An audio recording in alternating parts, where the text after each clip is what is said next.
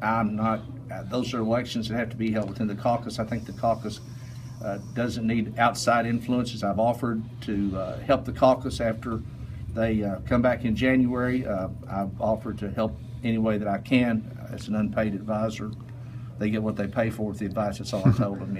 Can you give us the advice is free, so you get what you pay for. I'm sorry. Can you give us some insight into Greg Stumbo, the guy from last Tuesday night? I mean, people see you around here. We see you. You've got a big personality.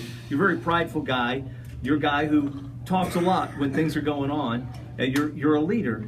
But as a guy who has won for all these years, to have Tuesday night happen, can you give us some insight into personally what it's been like the last week and taking that loss?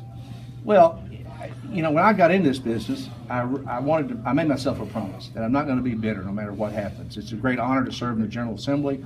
I've been honored to be in leadership. I've been honored to be Attorney General. So how could I be bitter about anything, really? The only thing that I would be bitter about, if anything, is the fact that I've spent so much time away from my family and my kids during those years. They've sacrificed a lot more than I have. So, I didn't plan on having an event that night because I knew I'd be on the phone all night talking to members, whether it was a good night or a bad night, and that's what happened.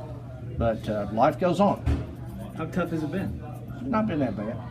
There's always a tomorrow. We haven't talked to you since last Tuesday night. It's the Senate President, the new Speaker-elect, have been gracious about your departure. The governor has, in my opinion, is not. He said good riddance. I've been called a lot worse things by a hell of a lot better men than him. Okay. Winston Churchill said it best. Winston Churchill said one time, "We have enemies, yes. That's because we stood up for something in our lives." So I could care less what Matt Bevin thinks about me. I don't think very highly of him either. Do majority